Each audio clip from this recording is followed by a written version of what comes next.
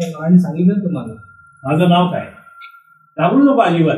समजा नाही सांगता आलं तर मी सांगेन, कारण मला माझं नाव माहिती आहे. बरोबर, ऐकलं नाहीस बरोबर, किंवा ऐकून सुद्धा लक्ष नव्हतं असं दोन्ही नाव सांगितलं होतं त्यांनी. पहिलं नाव पण सांगितलं होतं आणि आडनाव पण सांगितलं होतं. काळे सर तिने बरोबर सांगितलं. पहिलं नाव कोणी सांगेल. आता मी हा प्रश्न तुम्हाला का विचारला माहिती का?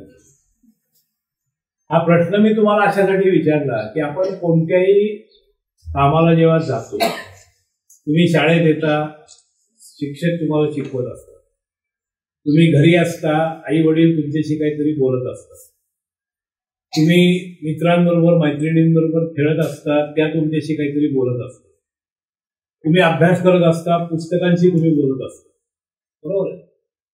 तर हे सगळ्या संवादामध्ये तुमचं लक्ष किती आहे तिकडे, हा सगळ्यात महत्वाचा प्रश्न आहे. हुशार मुलगा आणि कमी हुशार मुलगा किंवा हुशार मुलगी आणि कमी हुशार मुलगी याच्यात एक फरक महत्वाचा असा असतो की हुशार ज्यांना म्हणलं जातं ते सगळ्या गोष्टींकडे नीट लक्ष देऊन पाहतात, ऐकतात, आणि कमी हुशार मुलं असतात त्यांचं लक्ष कदाचित विचलित झालेलं असतं. दरवेळेला असतं असं नाही, कदाचित विचलित झालेलं असतं. पण जर विचलित लक्ष झालं म्हणजे लक्ष इकडे तिकडे गेलं तर आपण गोष्टी लक्षात ठेवू शकू का? नाही. तुम्हाला एक महाभारतामध्ये एक छान गोष्ट होती बरं का. तर मुलांना गोष्टी ऐकायला आवडतात. तुम्ही आज तुम्हाला पहिल्यांदा आपण सुरुवात गोष्टीने करूया. ही गोष्ट अशी होती की एकदा द्रोणाचार्यांनी सगळ्या कौरव आणि पांडव त्यांचे शिष्य होते. कौरव पांडव माहिती तुम्हाला, हो की नाही? हो. तुम्हाला नाही माहिती, नसतील माहिती तर मी शिकवतो तुम्हाला. ते राजकुमार होते. 100 कौरव होते. कौरव राजकुमार 100 होते आणि पांडव राजकुमार 5 होते.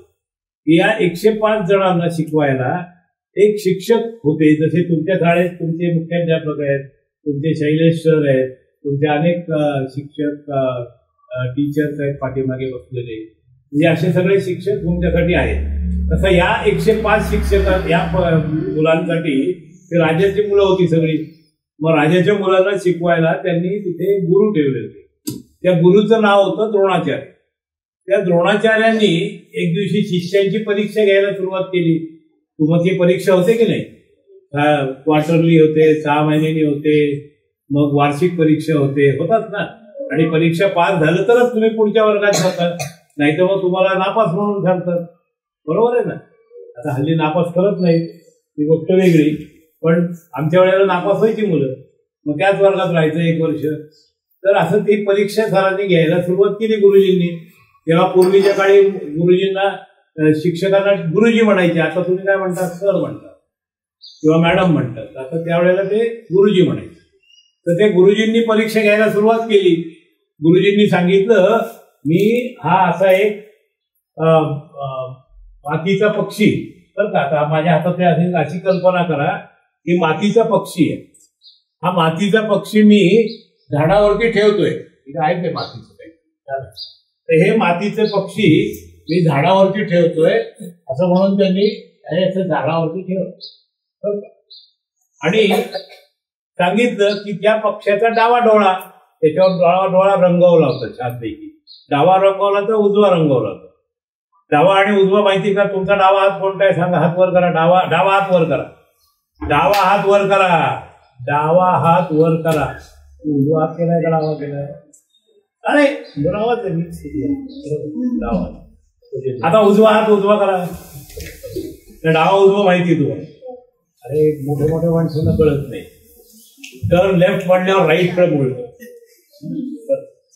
तर त्याने सांगितलं डाव्या डोळ्याला त्याच्यात बाण मारायचं. ठीक आहे? तर डाव्या डोळ्याला बाण मारायचा असं धनुष्याने. तर पहिल्या मुलाला बोलवलं, त्याला विचारलं, इकडे आता हा पक्षी आहे समज आणि हे झाड आहे, इथं तुला काय दिसतंय? पक्षी दिसतंय. झाड दिसतंय का? काय नाही, तू झाडावर ठेवलं. दिसतोय का? त्यांनी उत्तर दिलं, मला झाड दिसतंय, मला पक्षी दिसतोय. मग गुरुजी त्याला म्हणले पैसे बसला, बाण मारायला नाही सांगितलं तर. मग दुसऱ्या मुलाला उभं केलं, त्याचं नाव होतं भीम. भीमाला विचारलं, तुला काय दिसतंय रे? म्हणला, मला पक्षी दिसतोय, मला त्याच्यावरचा आंबा दिसतोय, त्या झाडावरचा, पक्षाच्या पाठीमागे आहे तो. कारण भीम होता ना, त्याला सगळं खायला आवडायचं, त्याला फक्त खायच्या गोष्टी दिसायच्या. झाड दिसतंय, सगळं दिसतंय. मग दुर्योधनाला उभं केलं, आणखीन एक राजकुमार. त्याला विचारलं, तुला काय दिसतंय? म्हणे तो मला पक्षी दिसतोय, झाडाची पानं दिसत आहेत. कारण त्यांना कळलं गुरुजींना काहीतरी वेगळं पाहिजे, बरोबर का? म्हणून ते काहीतरी ऍड करत गेले. अरे गुरुजींना हे पाहिजे का, गुरुजींना ते पाहिजे का, चला आपण मग ते सांगू. मग असं वाढत गेलं. एक जण म्हणला, नाही मला ते पक्षी दिसत आहेत, आजूबाजूचे पक्षी दिसत आहेत, आकाश दिसतंय. अरे वा, खूप छान दिसतंय. मग अर्जुनाला बोलवलं, अर्जुनाला विचारलं, तुला काय दिसतंय? तर अर्जुन म्हणला, मला फक्त पक्षाचा डावाडोळा दिसतो. अरे तुला बाकीचं काही दिसत नाही? नाही म्हणे, मला बाकीचं काही दिसत नाही, पक्षाचा फक्त डावाडोळा दिसतोय. मग त्याला म्हणले, मार बाण. त्यांनी बाण मारला आणि बरोबर त्या पक्षाच्या डाव्या डोळ्याला तो बाण लागला. इकडे तिकडे बघायचं नाही, मी सांगितलं गोष्ट कशासाठी जातो. तर पक्षाला तो डाव्या डोळ्याला त्यांनी तो बाण मारला. आणि मग सांगितलं, आजच्या परीक्षेमध्ये फक्त अर्जुन पास झालेला आहे. सगळी मुलं चिडली, ती ओरडायला लागली, चिटिंग. अरे गुरुजी म्हणजे मी काय चिटिंग केली? मी तर परीक्षा घेतली. तर अर्जुन भीम उभा राहिला. तो म्हणला, तुम्ही आमची परीक्षा घेतलीच नाही, आम्हाला फक्त प्रश्न विचारला. बाण अर्जुनाला मारायला सांगितलं म्हणून त्यांनी मारला, आम्हाला का नाही बाण मारायला सांगितलं? गुरुजी म्हणले, ठीक आहे, काय हरकत. मग गुरुजींनी काय केलं, अजून 104 पक्षी आले मातीचे, आणि ते सगळे झाडावरती ठेवून दिले. बरं का, असे आता हा पक्षी देतो, तर त्या पक्षी असे 104 पक्षी ठेवून दिले जातात. मग अर्जुनाला भीमाला म्हणले, मार बाण. मारला त्याने बाण, कुठतरी भलतीकडे गेला. मग दुर्योधनाने मारला, आणखी तिकडे गेला, आकाशकंदीला लागला, आकाशकंदीला. म्हणजे काय असेल ते, म्हणजे एकाचाही बाण डाव्या डोळ्याला लागला नाही. आता गुरुजी म्हणले, आता सगळे नापास. सगळेजण खाली म्हणून हो. ते म्हणले, का मी एकच परीक्षा घेतली होती, की मी जे लक्ष दिलं होतं तुम्हाला, लक्ष म्हणजे काय, एम, ध्येय, ऑब्जेक्ट, की हे आपल्याला पाहिजे. तुमचं आता 9वी, तू कितवीत आहेस? 8वी पास होणं हे तुझं ध्येय, बरोबर. 9वी पास होणं ध्येय आत्ता ठेवशील का? 7वी पास होणं आत्ता ठेवशील का? 7वी पास झाली म्हणून 8वी झाली, बरोबर. म्हणजे ध्येय काय आता? 8वी पास होणं हे ध्येय.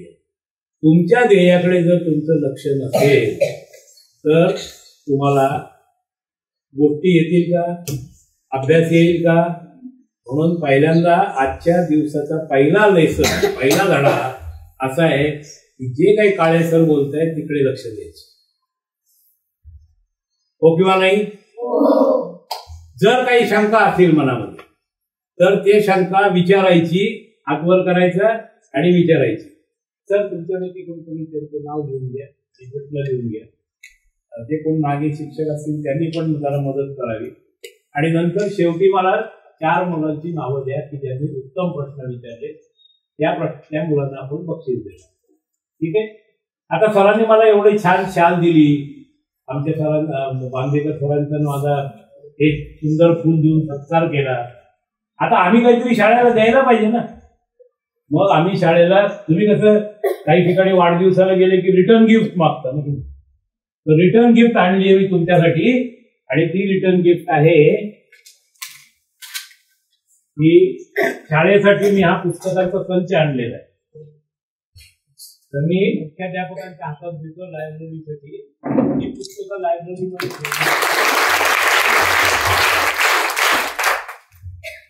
आंबेडकर सरांना हे दोन त्यांच्यातच पार्ट आहे. आणि हे विज्ञान झालं नावाचं एक सायन्स मॅगझिन दर महिन्याला निघतं. ते दर महिन्याला तुमच्या शाळेला येईल याची व्यवस्था ठीक आहे, दर महिन्याला वाचायचे.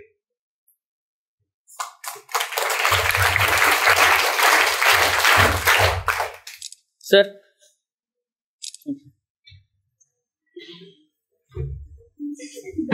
आता तुम्ही विचारू शकता मी काय पुस्तकं दिली माहिती आहे तुम्हाला? तुमच्या शाळेत लायब्ररी आहे माहिती आहे तुम्हाला? किती मुलं वाचतात रे पुस्तकं लायब्ररीमध्ये? आपण त्या वरती जाऊन पुस्तकं वाचतो ना, किती लोकांनी वाचली की नाही? हात वर करा. तुम्ही घाबरता का? काय वाचलं हे नका सांगू, वाचली का नाही तेवढं तर सांग. हा वाचली की नाही? हात का नाही वर केला? हात असे का मागे? हात वर करा. किती मुलांनी पुस्तकं वाचली? अरे करा ना हात वर.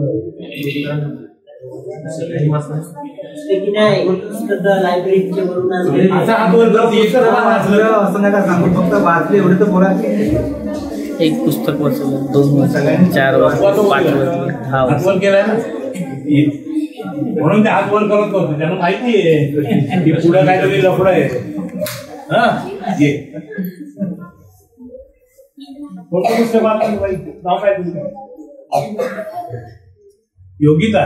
पूर्ण योगिता पाली, योगिता काळे, योगिता मुळे, योगिता बांदेकर. कोण?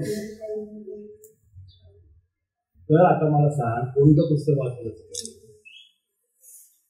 तुला लक्षात आहे का आतापर्यंत वाचलं एखादं पुस्तक? मला खात्री आहे तुला येते. घाबरून नको.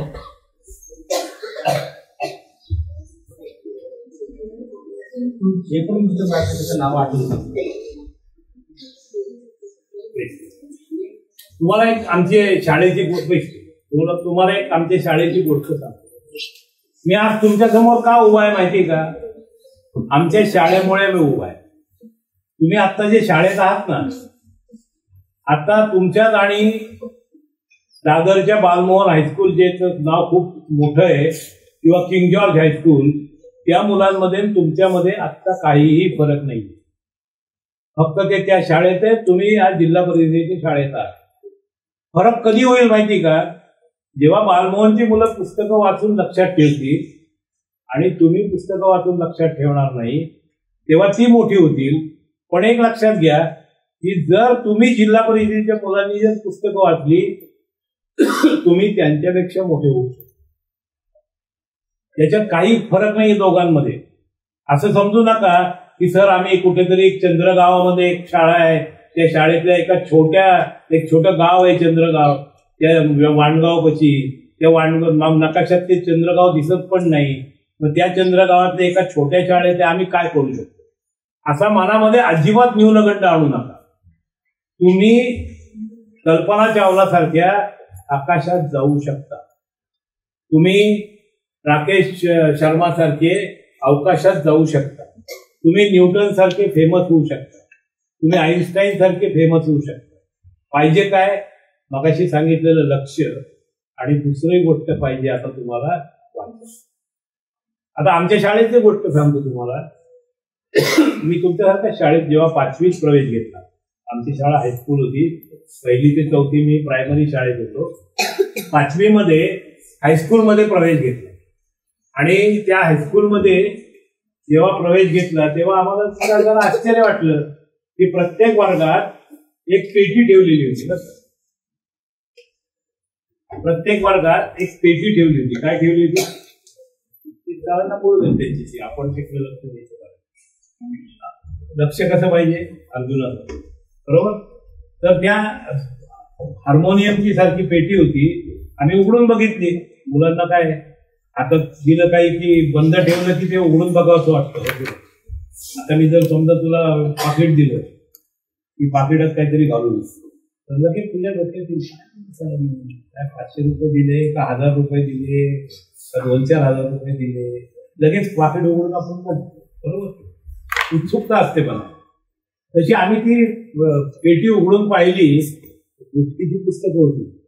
जादूचा कंगवा, जादूचा गालिचा, उडती सतरंजी, अशी छान छान नावं असलेली पुस्तकं होती. चांदोबा, कुमार, अमृत अशी मासिकं होती छोटी छोटी. आम्ही खुश झालो. मग सरांनी सांगितलं आपल्या वर्गात 50 मुलं आहेत, या बॉक्समध्ये 50 पुस्तकं आहेत आणि शाळा तुमची 50 आठवडे चालणार आहे वर्षात. आम्हाला फक्त 2 आठवडे सुट्टी होती, 4 आठवडे सुट्टी नसेल. 2 आठवडे आम्ही वाचली पुस्तक.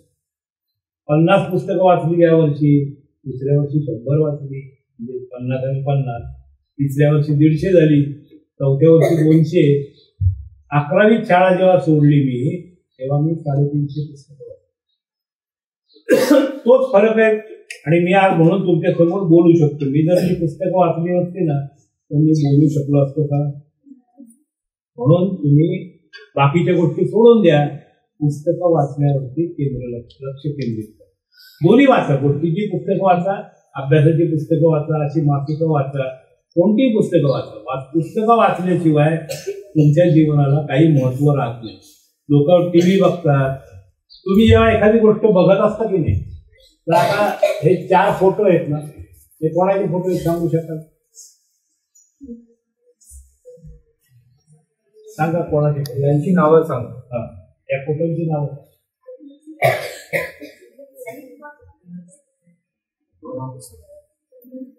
कोणी उभं राहून कोणी सांग.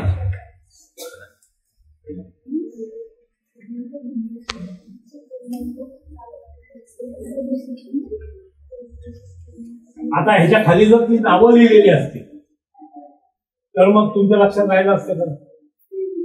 काय बरोबर. फोटो खाली नावं नाही, हा माझा मुद्दा नाहीये बरं का. माणसं नाही तर भलताच मुद्द्याकडे जात, तसं नाहीये. पण ठीक आहे, आता तुम्ही लहान असता, तुम्हाला राष्ट्रीय पुरुष कोण आहेत ते माहिती नसतं. नाव, माझं म्हणणं काय, हे चित्र तुम्ही पाहिलं, पण चित्राखाली नाव नसल्यामुळे वाचन जर केलं तर आपलं ते कधी विसरलं जात नाही.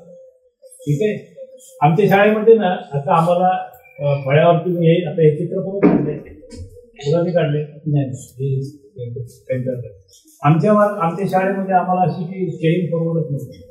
म्हणजे ती चैन आहे असं नाही म्हणते. आमच्या शाळेमध्ये मुलांना काढायला लावायची की तुम्ही चित्र काढा आणि मग त्यांनीच ते रंग त्याला आवडलं नाही तर रंग पुसून टाकायचा. म्हणजे जो काय चुना द्यायचा त्याच्यावर फोटो द्यायचा, तो दुसरा मुलगा प्रयत्न करायचा. जे चित्र छान यायचं ते चित्र तसंच ठेवलं जायचं. सगळ्या शाळेच्या भिंती आमच्या मुलांनी केलेल्या कामामुळे शोभून दिसत होते.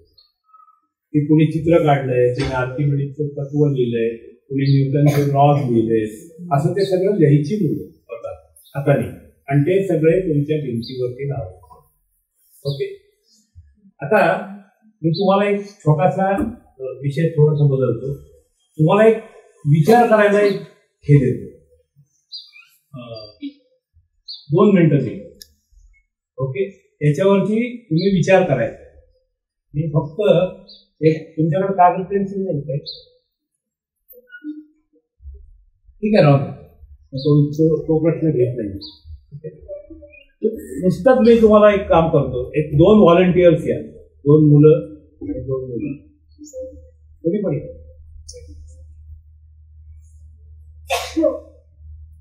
एक किंवा एक मुलगा आणि एक मुलगी, एक मुलगा आणि एक मुलगी, कोणते एक मुलगा या कोणतरी. मी एक शब्द लिहिणार आणि तुम्हाला दोघांना 2-2 मिनिटं देणार आहे काढायला. शब्द वाचायचा. तो शब्द वाचल्यानंतर आणि तुम्ही फक्त विचार करायचा आपण काय केलं असं. पण तुमच्याकडे आता कागद नाही म्हणून, ठीक आहे. पण त्यांच्याकडे बघत ना बसू नका. तुम्ही त्या शब्दावरती विचार करा तुम्ही काय केलं. ठीक आहे. तर मी आता एक शब्द लिहितो इथे.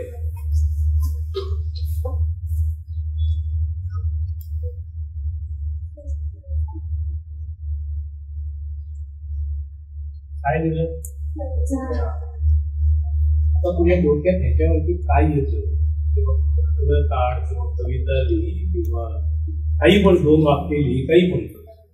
चित्र काढ, कविता लिही, शब्द लिही, वाक्य लिही. तुझ्या डोक्यात कचरा म्हटल्यानंतर काय येतो ते इकडं सांग. तुझ्या डोक्यात कचरा म्हटल्यानंतर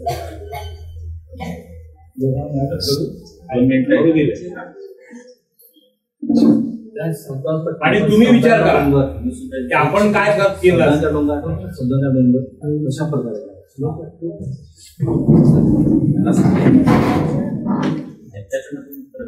हा सगळ्यांकडनं उत्तर अपेक्षित आहे. तुम्हाला शब्दांचा डोंगर शब्द माहिती आहे प्रकार? 2 मिनिटं. युअर टाइम स्टार्ट नाव. पहिले 15 मिनिट 15 सेकंद तुम्ही असे व्हायला लागले. जर कोणाला वाटलं की मी पटकन करू शकतो, ही वर्षी तिने किंवा त्यांनी पुढे यायचंय आणि सुरू करायचंय, काय हरकत नाही. आणि तू तिथून उभी राहा. समजा तुझ्या डोक्यात आलं मी काही करू शकतो तू करू दे.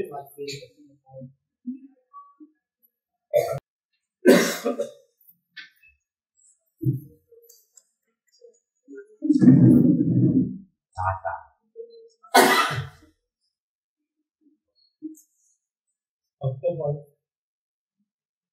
15 सेकंद तिने सांगितले पुढे.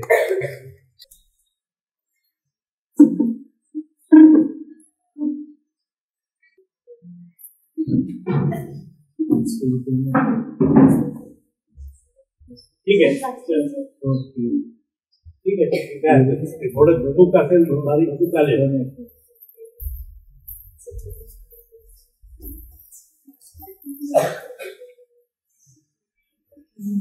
पहिली गोष्ट या तिघांनी ज्यांनी काही लिहिलं फाळ्यावर त्यांचं एका वेगळ्याच कारणासाठी मी अभिनंदन करतो.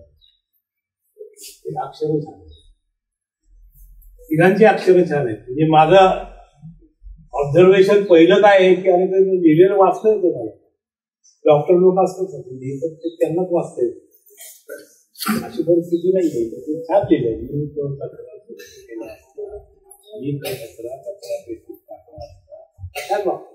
सुंदर त्यांनी लिहिले. जागोजागी कचरा पेटी ठेवली असते, ते ठेवलेली असते.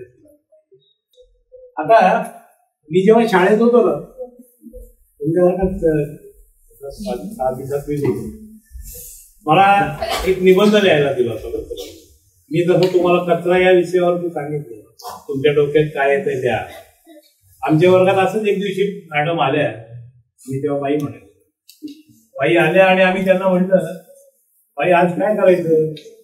तर त्या म्हणल्या माझ्याशी बोला, एकमेकाशी बोलू नका, एकमेकाशी बोलू नका माझ्याशी. तर बाई म्हणल्या की आज एक निबंध लिहायचा आहे मुलांना. मी म्हणलं ठीक आहे. म्हणजे सगळे मुलं म्हणली ठीक आहे. विषय काय. मग मॅडमने विषय दिला की सूर्य नसता तर. काय विषय दिला. त्या म्हणल्या निबंध. मुलांनी आपले पेन काढले, वह्या काढल्या, लिहायला सुरुवात केली. खूप वेळ मुलं लिहित होती बरं का. तासभर लिहित होती. तासभर तेव्हा 35 मिनिटाचा तास असायचा. 35 मिनिटाच्या तासात मुलांनी निबंध लिहिले. पण 2 मिनिटामध्ये मी निबंध लिहिला बंद केली बाई आणि बाईंना नेऊन दिली. बाई म्हणल्या झालं. म्हणलं बाई काय म्हणल्या. बाईने ती वही घेतली त्याची बंद करून. दुसऱ्या दिवशी सगळ्या मुलांनी मग 30 मिनिटानंतर 25 मिनिटानंतर निबंध लिहिला आणि सगळ्यांनी बाईंना निबंधाच्या वह्या दिल्या. दुसऱ्या दिवशी वह्या घेऊन आल्या बाई आणि सगळ्यांच्या वह्या वाटल्या, पण माझी नाही वाटली. मी घाबरलो. म्हणलं आता आपली बहुतेक जाहीरपणे आपली हजामत होणार की बाई आता रागवणार आपल्याला, कारण निबंधच लिहिला नाही. मी 2च वाक्य लिहिली होती. मी लिहिलं होतं की जर सूर्य नसता तर बाई तुम्ही नसता, मी पण नसतो, आणि मग निबंध लिहावा लागला नसता. तुम्ही बरोबर. सूर्य नसता तर बाई तुम्ही नसता, मी नसतो, आणि मग निबंध लिहावा लागला नसता. बाई म्हणल्या मी याला किती मार्क दिले. सगळी मुलं म्हणली 0. बाई म्हणल्या मी याला 10 पैकी 10 मार्क. का माहिती का की विषय सूर्य नसता तर काय झालं असतं. असतं का कधी कोणी वनस्पती आले असते का, प्राणी आले असते का? म्हणजे मला बरोबर माहिती होतं सूर्य नसतं तर काय झालं. तर हा जर कचरा शब्द तेव्हा दिला असता तर कदाचित तेव्हा मी नसतं, तेव्हा पण मी म्हणलं असतं, कारण मला आईने शिकवलं होतं की कचरा शब्दाच्या ऐवजी त्याच्यावरती मी मारली असती काठ. कारण मुलांना एक आईची गोष्ट सांगतो. 5वी मध्ये होतो मी 1963 साल. 5वी मध्ये 1963, म्हणजे तुम्ही मागच्या जन्मी कोणीतरी म्हातारे म्हणत असाल, ठीक आहे. तर त्या 5वी मध्ये दिवाळीचा दिवस होता, लक्ष्मीपूजनाचा. आईने मला केरसुणीची पूजा शिकवली आणि केरसुणीची पूजा करायला शिकवताना आईने सांगितलं होतं की कचरा हा कचरा नसतो, ही वास्तविक संपत्ती असते. आता ती कशी असते ते शिकवणार आहे तुम्हाला. तर कचऱ्याच्या ऐवजी मी संपत्ती शब्द लिहिला. आता कचऱ्याच्या ऐवजी संपत्ती शब्द लिहिला तर किती फरक पडेल बघा. मगाशी सरांनी तुम्हाला सांगितलं सगळी ती वाळलेली पानं गोळा करा सांगितलं ना, आणि मग ती वाळलेली पानं एकत्र करा. का सांगितलं सरांनी तुम्हाला गोळा करायला? एक तर काय आहे की ती पसरलेली पानं चांगली दिसत नाही.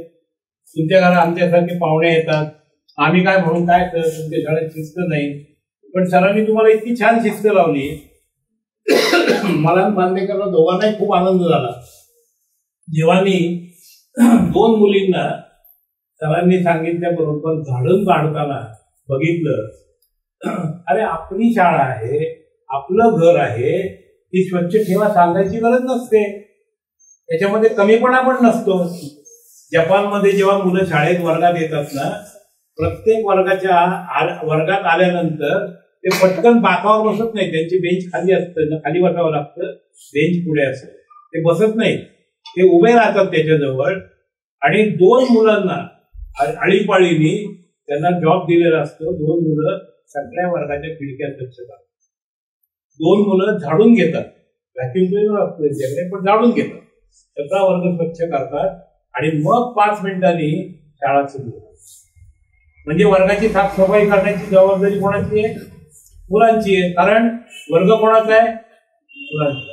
आपला वर्ग असताना दुसऱ्यांनी स्वच्छता करायची काय गरज आहे का? नाही. आपलं घर आहे, आपल्या घरी स्वतः स्वच्छता केली पाहिजे. ती आईची वाट बघायची का? मग सगळ्या गोष्टी आईनी करायच्या का? नाही. तर हे मला लहानपणी आईने शिकवलं. आणि आता कचरा ही संपत्ती नसते कशी, तुम्हाला एक छान प्रयोग सांगणार आहे. ठीक आहे. 25 वर्ष मी तो प्रयोग करतोय आणि सगळ्यांनी नीट लक्षपूर्वक ऐकायचंय. अर्जुनाचा काय केला प्रयोग मी, की एक काचेची कुंडी घेतली बरं का. काचेची कुंडी. आता तुम्ही सगळे मातीचे कुंडे झाडं लावतात, पण काळेसर श्रीमंत आहेत. तर काळेसर श्रीमंत आहेत, काळेसरांना काचेची बरणी होती कुंडी. असं काही नाही, आमच्या प्रयोगशाळेत काचेची कुंडी होती, ती मी घेतली. आणि ती कुंडी कशी होती माहिती का तुम्हाला?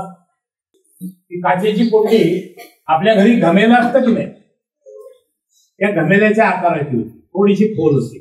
घमेलं इतकं खोल नसतं, पण ही माझी काचेची कुंडी अशी आकाराची. त्याला इंग्रजीमध्ये एक शब्द आहे डेसिकेटर. तुम्ही जेव्हा थोड्या मोठ्या व्हाल, 10वी 11वीत जाल, तेव्हा तुम्हाला हा शब्द कळेल. डेसिकेटर हा इंग्रजी शब्द आहे. अशा स्वरूपाच्या भांड्याला आपण डेसिकेटर. आता हे काय आहे? ग्लास. हे काय आहे? चंबू, गडू, तांब्या, तुम्ही काही म्हणू, बरोबर. हे काय आहे?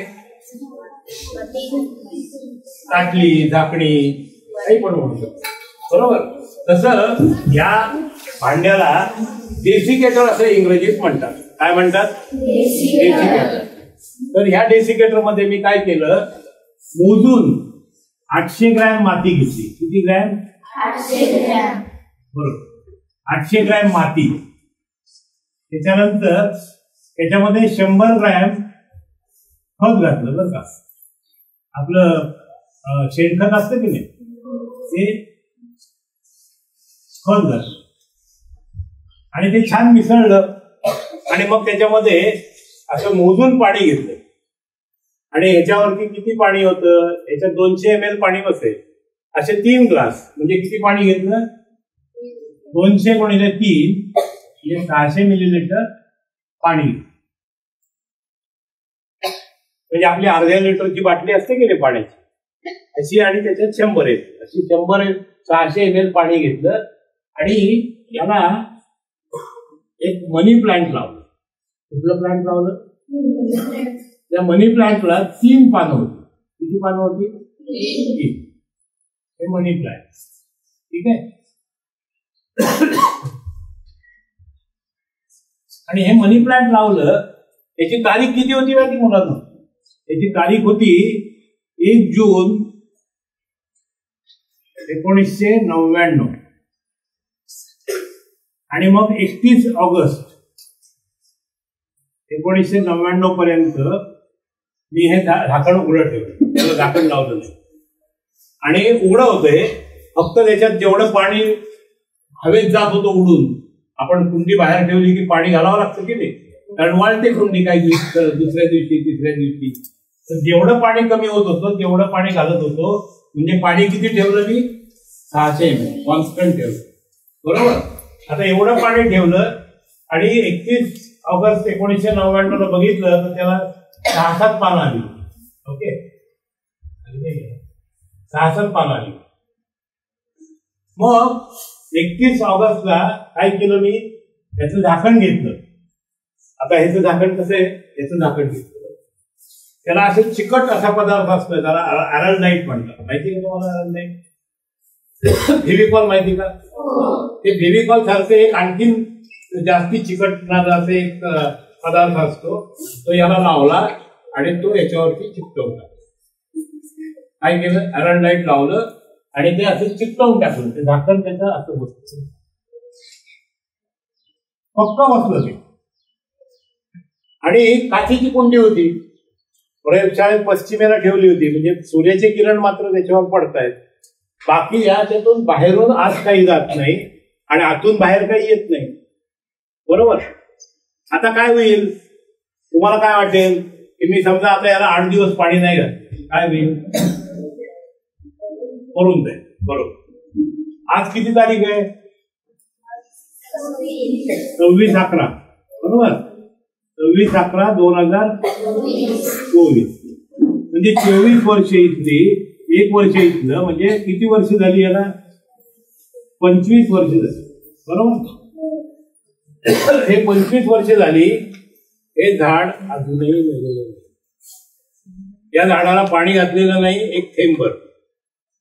एकही थेंब बाहेरून पाणी घातलेलं नाही, काहीच केलं नाही.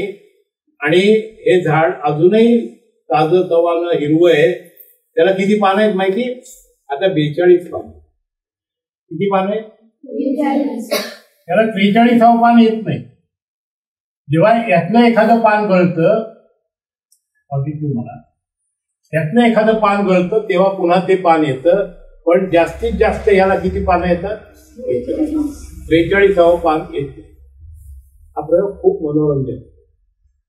विश्वास बसतो का तुमचा असा की असं काय होऊ शकतं? बिना पाण्याचं झाड जगू शकतं. पण मी जगवून दाखवलंय. कोणाचा विश्वास बसतो आणि कोणाचा बसत नाही. ज्यांचा बसत नाही त्यांनी हात वर करायचा. बरोबर. त्यामध्ये तुझा पण बसत नाही, तुझा पण नाही, तुझा पण नाही. बहुतेकांचा विश्वास बसत नाही. विश्वास बसतो असं कोण आहे? विश्वास बसतो असं कोण आहे? शिक्षकांपैकी सांगू शकतो.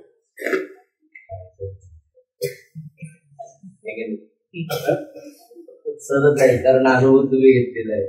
नाही, पण विचार करू शकता. विचार करू शकता. याच्यात खोटं तर सांगत नाहीये. बरोबर आहे. वैज्ञानिक सहसा खोटं बोलत नाही. ठीक आहे. त्याच्यात खोटं बोलण्यासारखं काही नाहीच आहे. दिसतंय ते डोळ्याला. ते पान झाड जगतंय, त्याला 42 पानं आहे. मोजता येतात ना काही पानं. आता याचं कारण सांगतो. ऐका. मगाशी मी जो विषय लिहिला होता ना, कचरा, त्या कचरा या विषयाशी संबंधित हा प्रयोग आहे. ठीक आहे. कशाशी संबंधित आहे? कचरा या विषयाशी संबंधित आहे. या प्रयोगाचा हेतू, तुम्ही प्रयोगाचा हेतू असतो की नाही, आई रवा भाजायला घेतले म्हणजे हेतू काय असतो? उपमा करायचा नाही तर लाडू करायचे, नाही तर शिरा करायचा.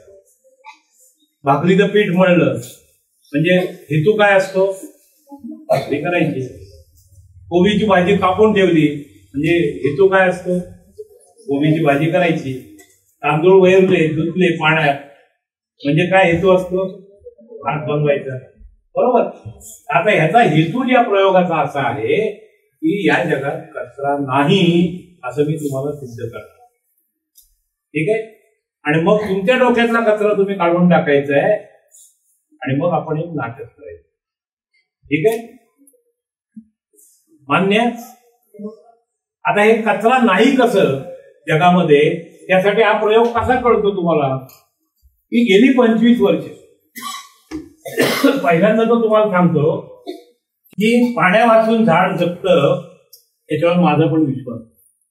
पण मी ह्याच्यामध्ये जे 600 मिलीलिटर पाणी घातलंय ते पाणी जसं बाहेरून काही आत घातलं नाही तसं आतूनही बाहेर काढलं नाही.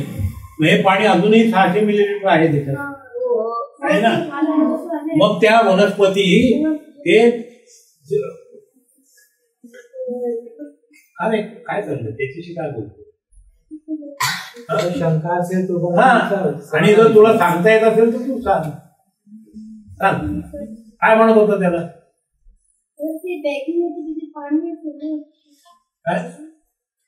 बरोबर बोलतोय. बोल ना तू. घाबरू नको. चुकलं तर मी शिकवायला आलोय, एवढ्यासाठी आलोय. बरोबर पुढे जाऊ.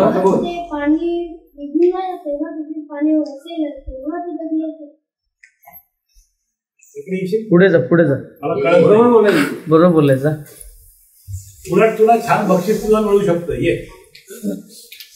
घाबरायचं नाही, शेजारीशी नाही बोलायचं. अरे तिकडे काय म्हणत असताना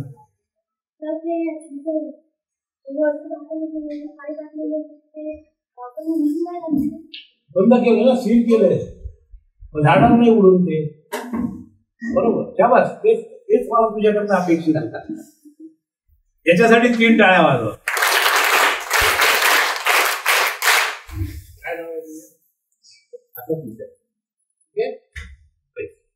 तर ह्याच्यामधले जे 600 मिलीलिटर पाणी आहे ते आजही जर आपण काढून जर मोजता आलं तर 600 मिलीलिटर. वनस्पती पाणी घेतात, आपण पाणी घेतो, मग आपल्याला डबीला जावं लागतं, आंघोळ करतो आपण, पाणी त्याचं वाहून जातं. बरोबर. पाणी फेकलं जातं बाहेर.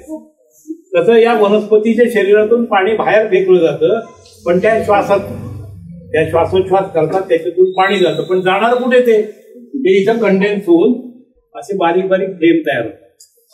आणि माझ्या डेसिकेटरमध्ये रोज पाऊस पडतो. रोज. कारण रोज ते पाण्याचं इव्हॅपोरेशन होतं, वाफ होते आणि ते वाफाचं पाणी रोज त्याच्यात खाली पडतं म्हणजे वनस्पतींना पुन्हा मिळतं ते. बरोबर. राईट. आता ऑक्सिजन कुठून येतं असा प्रश्न विचारेल कुणीतरी. तर वनस्पती फोटोसिंथेसिस करतात. तुम्हाला माहिती प्रकाश संश्लेषण करताना ऑक्सिजन निर्माण होतो आणि रेस्पिरेशन करताना कार्बन डायऑक्साईड निर्माण होतो. त्याचं चक्र चालू आहे. म्हणजे सगळं जीवन चक्र या झाडाचं या डेसिकेटरमध्ये चालू आहे. माझा पुढचा प्रश्न तुमच्या डोक्यात येईल की 42च पानं का, 43वा पान का नाही? आता आपण एक छोटा प्रयोग करू. समजा माझ्या हातात 3 मुली इथे या. उभे राहा. जाग्यावर उभे राहा. अरे उभे राहा ना. मला काय फटका मिळणार नाही. अजून एक. माझ्या हातात 3 खडू आहेत. आता मी एक खडू हिला दिला, एक हिला दिला आणि एक हिला दिला. तू घे. 4थी मुलगी आली, तिला द्यायला खडू आहे का माझ्याकडे? मग मी काय करणार? घेणार आणि तिला द्यायचं. बरोबर. म्हणजे हिला पण खडू मिळाला. सगळी मुलं उभी राहिली म्हणजे की आम्हाला एक एक खडू पाहिजे. याच्यामध्ये काहीतरी फक्त 17, 18 किंवा 20 खडू आहेत. तर आता सगळ्या मुलांना जर खडू द्यायचं ठरलं तर माझ्याकडे खडू नसतात. म्हणजे ह्याच्यातले जेवढे खडू आहेत एवढीच मुलं असतील तर मी ते खडू देऊ शकतो. खडू टाकायचं.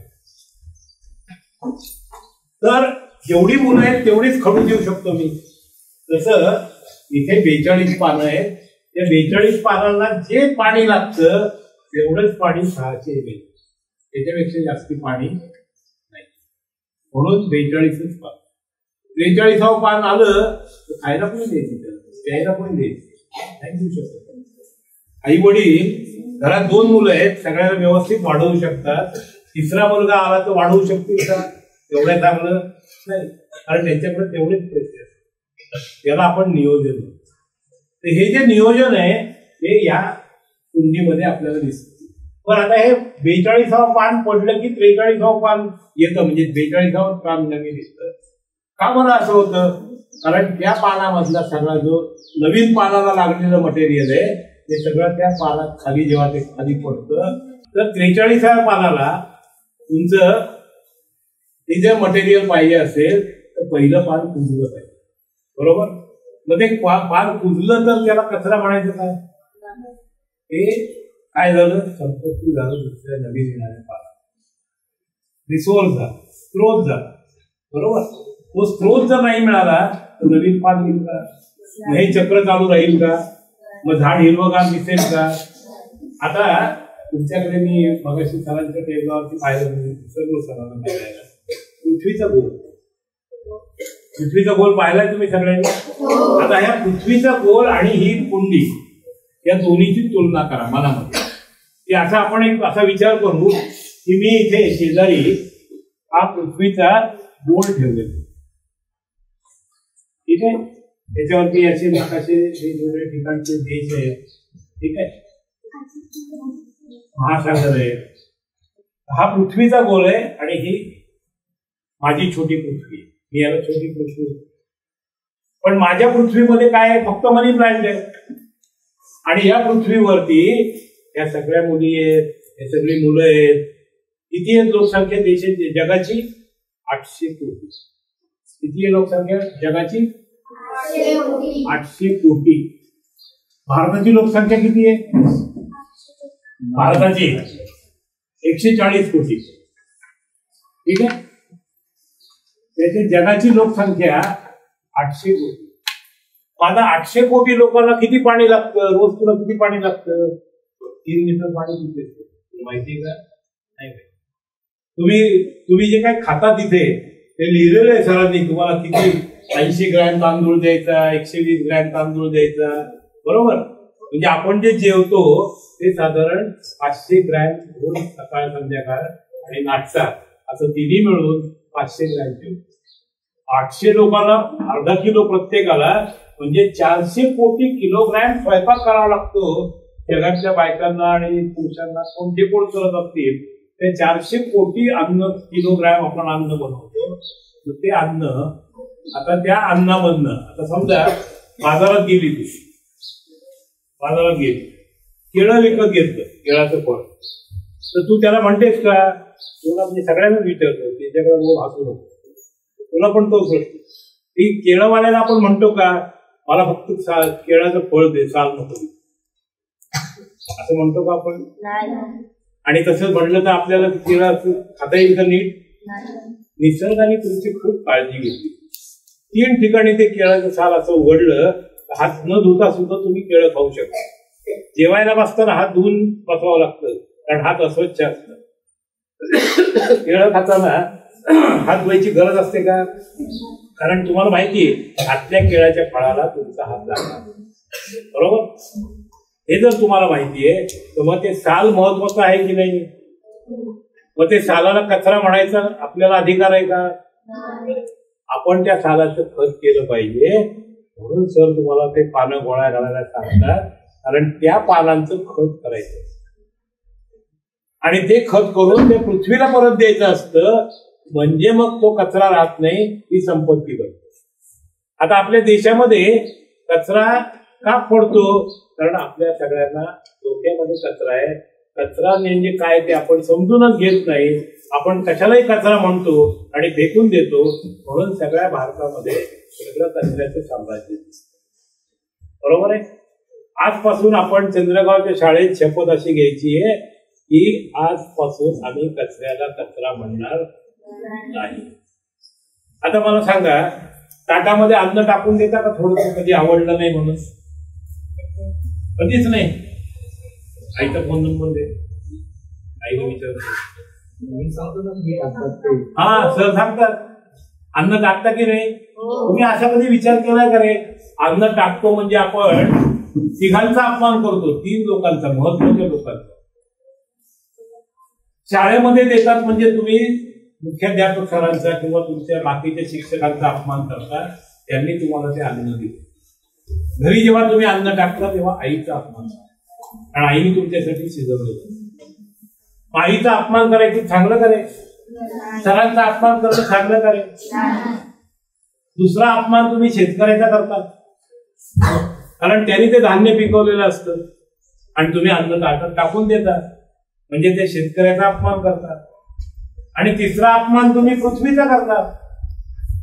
हे अधिकार आहेत तर तुम्हाला पृथ्वीचा अपमान करायचा, शिक्षकांचा अपमान किंवा आईचा अपमान करायचा, शेतकऱ्याचा अपमान करायचा. आज आपण शपथ घेणार आहोत, आजपासून आम्ही ताटात अन्न टाकणार नाही आणि घरात इतरांना टाकू देणार नाही.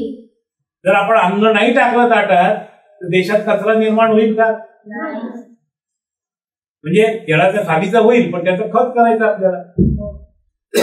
तुमच्या घरातून आपण विचार करा, सगळ्यांना शिकवा. घरी आई वडिलांना सांगा, भावाला सांगा, आजूबाजूच्या लोकांना सांगा की ताटामध्ये अन्न टाकलं तर हा मोठा सृष्टीचा आणि आईचा अपमान आहे, आपण तो अपमान करायचा. किती सोपं आहे. म्हणजे आपण काय केलं, जो शब्द पहिला बदलला होता कचरा, तो आपण बदलला. कचरा पेटी हा शब्द काढून टाकला आणि त्याच्या जागी आपण काय केलं, संपत्ती पेटी. आता कळलं तुम्हाला लक्ष्मीपूजनाच्या दिवशी केरसुणीची पूजा का करायची? की लक्ष्मी बरोबर केरसुणीची पूजा का करायची? कारण केरसुणी आणि लक्ष्मी या दोघी सख्या जुळ्या बहिणी. आपण एका जुळ्या बहिणीचा अपमान करायचा, लेकीची पूजा करायची शोभतं का आपल्याला? दोन्हीची पूजा झाली पाहिजे म्हणून पूजा. आणि पूजा करायची म्हणजे काय, हळदी कुंकू व्हायचं, फुलांचा हार घालायचा, आरती करायची, नैवेद्य खायचा आणि संपलं. अशी पूजा असते का? नाही. पूजा कशी असते, 364 दिवस सेवा करायची. 364 दिवस सेवा करायची आणि 365 दिवशी आठवणीने काहीतरी छान गोड खायचं आणि सांगायचं की मला पुढचे 364 दिवस तुझी सेवा करायची संधी दे, असं आपण त्या लक्ष्मीला सांगायचं. त्याला पूजा करायची. म्हणजे पुढचे 364 दिवस अन्न ताटात टाकून द्यायचं. कळलं? कोणाला काही प्रश्न आहेत विचारा, कारण उत्तम प्रश्नाला मी उत्तर देणार आहे. एका मुलाला तो बक्षीस मिळाले. तुझं नाव काय म्हणलं तू? आदित्य. आदित्यचं बक्षीस जाहीर झालेलं आहे. आणखी कोणाच्या मनात काही प्रश्न आहेत? आदित्य पूर्ण.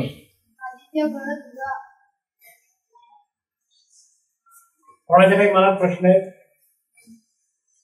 अरे कशी छान प्रश्न विचारले पाहिजे, बक्षीस मिळवली पाहिजे.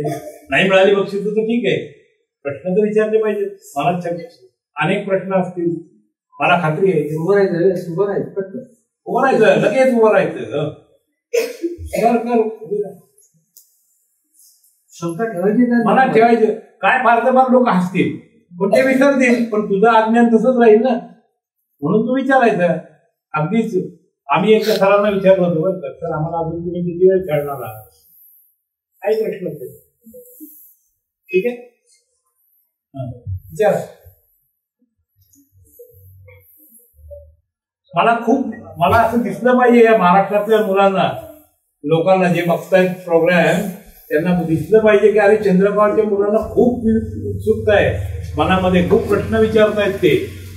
त्यांना असं मजा आली पाहिजे तुमचा कार्यक्रम बघताना. मला खात्री आहे प्रश्न विचारला की खूप प्रश्न सुरू होतील.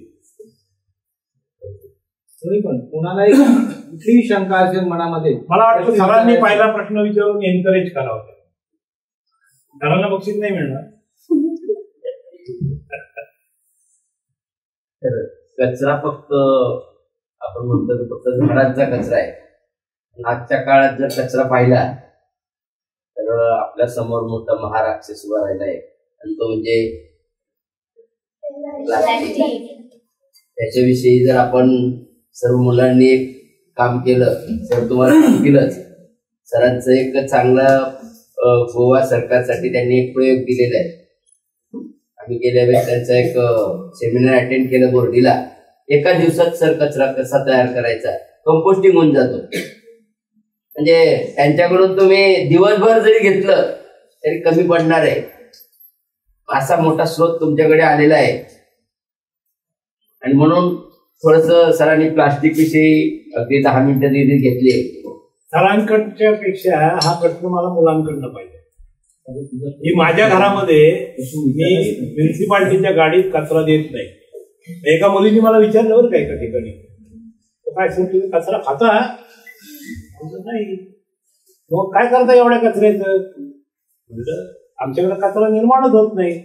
तो कसा काय? म्हणलं आम्ही अन्न ताटात टाकत नाही, आम्ही बाहेरून जे फळं आणतो त्याचे सालं जे असतात, भाज्या आणतो, त्याचे जे देठं असतात, कापलेले भाग असतात, त्याचं बारीक करून सर म्हणले तसं एका दिवसात त्याचं करतो. म्हणजे स्वयंपाकघरातला कचरा शून्य झाला. मग आता सरांनी विचारलं प्लास्टिकचं काय, ग्लुकोजची बिस्किटं खाता की नाही, मग त्याच्या कंटेनरचं कव्हरचं काय, मग ते वेफर खाता की नाही, त्याच्या पिशवीचं काय, मग त्या भाज्या आणता की नाही प्लास्टिकच्या पिशवीत, त्याचं काय करायचं, दुधाच्या पिशवीचं काय करायचं? सगळ्याला उत्तर येतात. काय करायचं तुम्ही माहिती?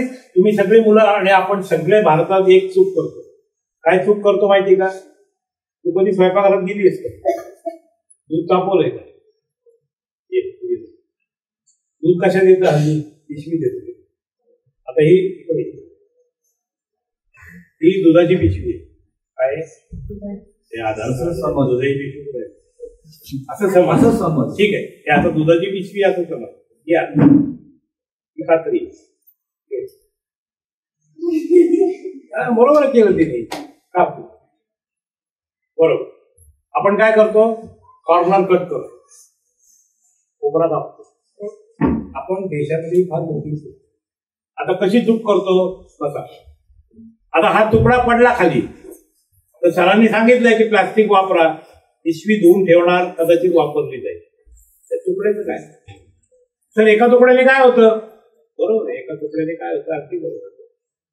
पण आता तुझ्या घरी एक पिशवी, तुझ्या घरी एक पिशवी, तुझ्या घरी एक पिशवी, तुझ्या घरी एक पिशवी. भारतामध्ये 10 कोटी पिशव्या रोज विकल्या जातात. किती? 10 कोटी.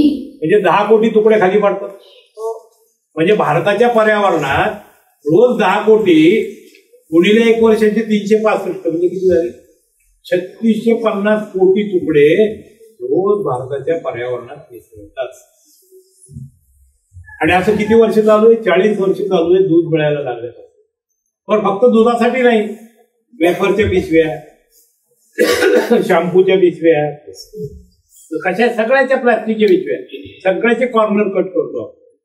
दिवसामध्ये माझा असा अंदाज आहे की प्रत्येक घरात कमीत कमी 30 ते 40 पिशव्या कट होतात. 30 ते 40 कॉर्नर्स. तुमच्या खेडेगावात थोडेसे कमी होतात ते, पण 5-6 तर नक्की होतात. आणि ते सगळे तुकडे पर्यावरणात मिसळतात. आणि ते तुकडे मग कसं करायचं? मी काय करतो माहिती? मी असा कट घेतो दुधाचा, पिशवी असा कट घेतो आणि दूध काढून घेतो.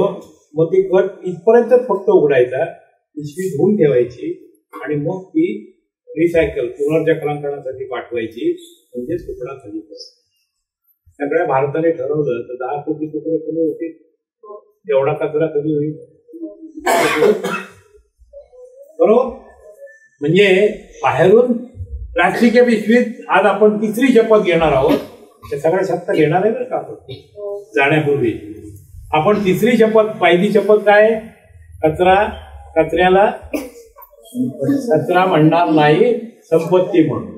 2री शपथ, ताटात टाकणार नाही आणि कोणाला टाकू देणार नाही. 3री शपथ आता 3री शपथ आपण अशी घेणार आहोत, आजपासून कोणतंही सिंगल यूज प्लास्टिक, एक वेळ वापरणारं प्लास्टिक आम्ही आमच्या घरात आणणार नाही आणि कोणाला आणून देणार. आमच्या शाळेत आणणार नाही आणि कोणाला आणून देणार नाही. विद्यार्थ्यांच्या दप्तरात वन टाइम प्लास्टिक दिसलं, सगळ्या मुलांनी त्याला सांगायचं ते तू चुकीचं केलेलं आहे आणि ती चूक त्याला मान्य झाल्यानंतर त्यांनी ते परत आणायचं नाही. आपल्या शाळेला सर मला आनंद होईल जर चंद्रगावची शाळा ही जिल्हा परिषदेची, त्यांनी मला जर 6 महिन्यांनी फोन केला की आमची शाळा सर कचरा मुक्त आहे, मला खूप आनंद करणार. तुम्ही तुमची शाळा कचरा मुक्त? कचरे कागदाचे बोळे असे कसे फेकून देतो आपण, त्याचे बारीक बारीक करून कागदाचा मुळात बोळा असू द्यायचा. समजा कागद नको असेल तर तो कागद एका ठिकाणी जमा करायचा. अरे आमच्या लहानपणी आम्हाला शाळेने इतकं छान शिकवलं होतं की जे वर्गात आमच्या जुन्या वह्या असायच्या ते 50 आठवडे शाळा का होती, 48 आठवड्यानंतर परीक्षा असायची. रिझल्ट लागला की 2 आठवडे आम्हाला शाळेत अशासाठी बोलवायचे रिझल्टच्या आधी की त्या जुन्या वह्या आणायच्या, त्या जुन्या वह्यांचे पेपर न वापरलेले कागद आहेत ते काढायचे आणि त्याला बाइंडिंग करून त्या वह्या वर्गात रचून ठेवायच्या. जी जुनी पुस्तकं आहेत त्याला बाइंडिंग करून, आम्हाला बाइंडिंग शिकवलं होतं सर. मला अजूनही पुस्तकाला बाइंडिंग करतोय. हे बाइंडिंग करून ते सगळं रचून ठेवायचं म्हणजे पुढच्या वर्षी त्या वर्गात जी मुलं येतील त्यांना त्या वह्या आणि पुस्तकं ते तयार असतील, त्याच्यात जे कमी पडतील ते नवीन द्यायचे. त्याच्यात वाया जात होते का, कागद वाया जात होते का, आणि जे जुन्या वह्या म्हणजे लिहिलेले कागद होते ते रद्दी म्हणून विकले जायचे, कारण रद्दीमध्ये ते काही कचरा म्हणून जात नाही, त्याचा पुनर्वापर. म्हणजे आपण तो कचरा कमी केला. शाळेमध्ये अजून होतो काय, पेन्सिलीचा कचरा. मला असं पाहिजे वर्गामध्ये तुमच्या की अशी एक हे ठेवा पेटी, त्याच्यामध्ये द्या, त्याच्यावर निसर्ग संपत आणि मग वर्गात ज्या पेन्सिलीचे आपण हे करतो की नाही, डोकं करतो, त्याच्यात जो ऊट मिळतं ते सुद्धा तुम्ही खाली टाकलं नाही. ते जर खाली टाकलं तर तो कचरा होतो. पण ते जर तुम्ही तुमच्या बॉक्समध्ये ठेवलं आणि नंतर झाडाच्या खाली मुळाशी घातलं, एवढी झाडं आहेत तुमच्या कंपाऊंडमध्ये, त्या झाडाच्या मुळांना ते पेन्सिलीचे उडनचे तुकडे ते टाकले तर त्यातून ते खत म्हणून वापरले. म्हणजे तो कचराही बाहेर जात नाही आणि ती संपत्ती पुन्हा वापरली. आता झाली का कचऱ्याची संपत्ती? फुलांची निर्माल्य, आता या डोक्यात फुलं लागली पण ही उद्या निर्माल्य होती, मग काय करणार? हे तुम्ही देतात कचऱ्यात, ते एका ठिकाणी टाका खड्ड्यामध्ये. शाळेमध्ये एक खड्डा करा, त्याच्यात ती फुलं टाका. काही दिवसांनी तुम्हाला पुढच्या वर्षीच्या पावसाळ्याच्या आधी उत्तम खत मिळेल. रोज एवढी फुलं जर गेली, रोज एवढी फुलं तुम्ही डोक्यात घालत असतात, संध्याकाळी जाताना ती फुलं तुमच्या एका अशी फक्त काढून एका खड्ड्यात टाकून द्यायची, एक छोटा खड्डा करून द्यायचा, एक कुंडी करून द्यायची, त्या कुंडीमध्ये टाकायची. म्हणजे हे सगळ्या फुलांचा कचरा चंद्रगावात न पसरता तुमच्या त्या कुंडी सोपं आहे करणार. तुम्ही काय करणार? पण पेन्सिलीचं करायचं, ठीक आहे. अजून काय तुमच्या डोक्यात प्रश्न आहे? आता विचारा. सरांनी जर सुरुवात केली आता विचारा. सरांनी मग सांगितलं निबंध लिहिला, सूर्य गौरला नाही तर त्याच्यावर विचारा, किंवा याच्यावरती या प्रयोगावरती याच्यावर विचारा. आम्हाला हा प्रयोग करायचा आहे, कसा करू, कचऱ्यावर विचारा. विषय भरपूर दिले प्रश्न विचारायचे. आणि तुमच्याही मनात काही जुन्या शंका असतील, सरांनी काय काय पुस्तकं लिहिली ते विचारा, कुठं काय काय काम केलं ते विचारा. मला एक सांगा रे मुलांना, तुम्ही आता 7वी 8वी 9वीची होते, 6वी 7वी 8वी 9वी, आता एक प्रश्नाचं उत्तर मला खरोखर आवडेल. 3 प्रश्न तुम्हाला विचारतो. आज फक्त वर करा किंवा जे हो असेल तर वर करा, ठीक आहे. पहिला प्रश्न असा आहे की तुमच्यापैकी किती मुलांना भावी आयुष्यात, तुमच्या पुढच्या आयुष्यात शिक्षक व्हावंसं वाटतं? एक फोटो घेऊन ठेवले मला, कारण हा तो व्हिडिओ आहे ना, व्हिडिओ आहे. कारण सरप्राइझिंगली इतके हात वर होण्याचा प्रसंग हा पहिला आहे माझ्या आयुष्यात. ओके, तुम्हाला शिक्षक व्हायचे असेल किती वेळा वाटतं त्यांनी हात वरती करा.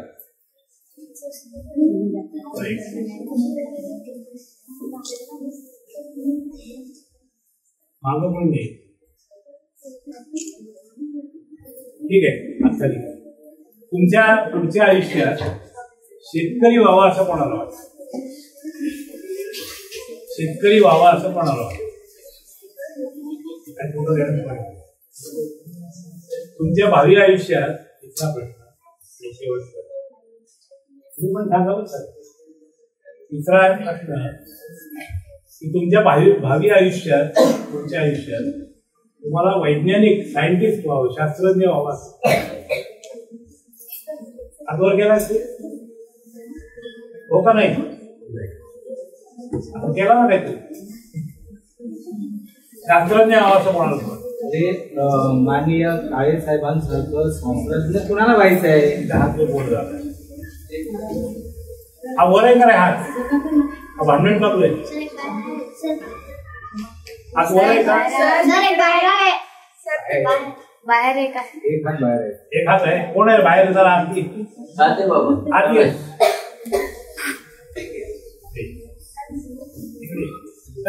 जीभ बाहेर कशाला आली? हात वर. अरे वा, कुठलं सायंटिस्ट काय हरकत नाही. चांगलं म्हणलं काय विषय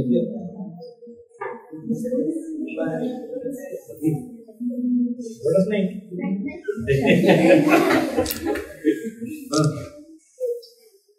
आपण काही समोर नसेल जवळ तरी तुला काय असेल खूप विषय आवडतो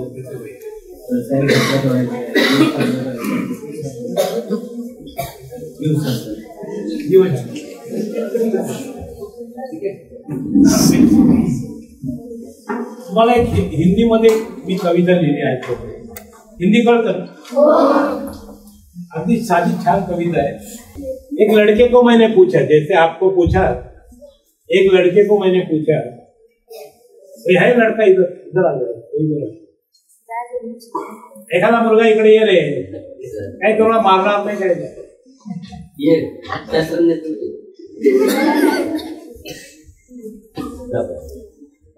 मैंने एक लड़के को पूछा, बेटे तुम क्या बनना चाहते हो? मैंने लड़के को पूछा, बेटे तुम क्या बनना चाहते हो? बच्चे ने जवाब दिया, अंकल इस जमाने में मेरे बाल काले थे इसलिए अंकल. अभी बोले नहीं यार दादाजी. इसने कहा अंकल मम्मी कहती है, अंकल मम्मी कहती है बेटा डॉक्टर बन जा. डॉक्टर बनेगा तो अच्छी बहू मिलेगी, दौरी मिलेगी, समाज में नाम होगा, हम लोगों को बुढ़ापे में घर का डॉक्टर मिलेगा. बेटे तू डॉक्टर ही बने. फिर मैंने बच्चे को पूछा, बेटा तुम क्या बनना चाहते हो? बच्चे ने जवाब दिया, पापा कहते हैं बेटे इंजीनियर बन जा. इंजीनियर बन के अमेरिका चला जा. क्या रखा है भारत में? वही घोटाले है, वही स्कैम है, वही तकलीफ है. क्यों रहता है भारत में? चला जा, हमें भी ले जा, हम भी अमेरिका देखेंगे. फिर मैंने बच्चे को पूछा, बेटे तुम क्या बनना चाहते हो? उसने कहा दोस्त कहते हैं चल खंडाला जाएंगे, लोनावला जाएंगे, दारू पिएंगे, मजा करेंगे. क्या रखा है जिंदगी में? फिर मैंने बच्चे को पूछा, बेटा क्या बनना चाहते हो? उसने कहा सर कहते हैं निकम्मा है, कुछ नहीं करेगा, पढ़ाई नहीं करता, कुछ नहीं करेगा, कुछ नहीं होगा जिंदगी में, जा निकल जाया. फिर मैंने बच्चे को पूछा, बेटे तुम क्या बनना चाहते हो? फिर बच्चे ने जवाब दिया, अंकल किसी ने इतना काबिल ही बना दिया कि मैं कुछ सोचूं कि मैं क्या करूं. कळलं तुम्हाला? आपल्याला असं व्हायचंय का? तुम्हाला एक छोटी गोष्ट सांगतो माझ्या आयुष्यातली, खूप महत्वाची गोष्ट आहे. जरा शांत. 1966 साल होतं. 1966 एक दिवस होता, त्याचं तारीख होती 31 जानेवारी 1966 आणि त्या दिवशी आदल्या दिवशी 30 जानेवारी होता. नॅचरली आज 31 असेल तर काल 30 असलं. 30 जानेवारीला एक वाईट घटना घडली, अपघात घडला. डॉक्टर भाभा म्हणून जे होते, होमी भाभा, त्यांचं नाव तुम्हाला माहिती, भारताचे शास्त्रज्ञ होते. बाबांचं नाही, बाबांचं नाव किती जणांना माहिती? शाहरुख खानचं नाव किती जणांना माहिती? येतं तो उभी राहा पटकन, चुकलं तर काय कोणी फासाव देणार आहे का? मग बाबांचं नाव माहिती का नाही? होमी बाबा नाव नाही माहिती, माहिती आहे ना? तर ते शास्त्रज्ञ होते भारताचे आणि त्यांचे ज्या विमानातनं प्रवास करत होते ते विमान आल्प्समध्ये कोसळलं आणि ते वारलं. त्या अपघातात त्यांचं निधन झालं. तर शाळेमध्ये त्या दिवशी 31 जानेवारीला सुट्टी जाहीर केली होती, पण आमच्या नगरकर सरांनी आम्हाला एक भाषण दिलं. म्हणजे घरी जायच्या जवळजवळ 1.5 तास सर बोलत होते. खूप गोष्टी माझ्या लक्षात राहिल्या, मी घरी येऊन त्या लिहिल्या कागदावर आणि आईला दाखवल्या आणि आईला म्हणलं, आई मला शास्त्रज्ञ व्हायचं.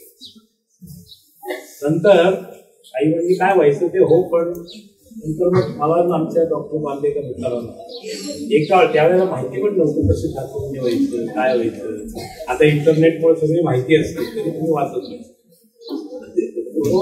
त्या माहिती आम्हाला तेव्हा नव्हती, पण आम्ही तरी ते अप्लाय केलं, आम्हाला ते मिळालं आणि शास्त्रज्ञ झालो. आणि आजपर्यंत मला पश्चाताप झाला नाही. पण हे मी ठरवलं कधी होतं? 7वीत. तुमच्यापैकी बरीचशी मुलं 6वी 7वीत आहेत. आज त्यांनी ठरवायला, कारण ठरवलं की काय होतं, लक्ष ठरतं अर्जुनाचं. आणि मग आयुष्यभर तुम्हाला त्याचा पाठपुरावा करता येतो. जर तुम्ही ते ठरवलं नाही तर करता येईल तो पाठपुरावा. स्वप्नच नाहीये तर स्वप्नात कुठल्या स्वप्नाच्या मागे धावणार तुम्ही? बरोबर, हुशार आहे. चेहऱ्यावरती कळतंय की त्यांना. आता आणखीन काही प्रश्न आहेत आता विचार, याच्यातलं काही आणखी नवीन डोक्यात आलं तर मला हे व्हायचंय पण ते कसं व्हायचंय असे विचार. आणि मुलांनी किंवा मुलींनी कोणीतरी प्रश्न विचारायला सुरुवात केली ना की मला खात्री आहे तुमच्यापैकी अनेकांच्या डोक्यात खूप प्रश्न आहेत आणि तुम्ही विचारायला सुरुवात करा. नाहीतर मग मी एक ते उपोषण करतात ना तसं मी इथं आता उपोषणाला बसतो की तुम्ही प्रश्न विचारल्याशिवाय मी इथून बाहेर जाणार नाही आणि तुम्हालाही जाऊ देणार नाही.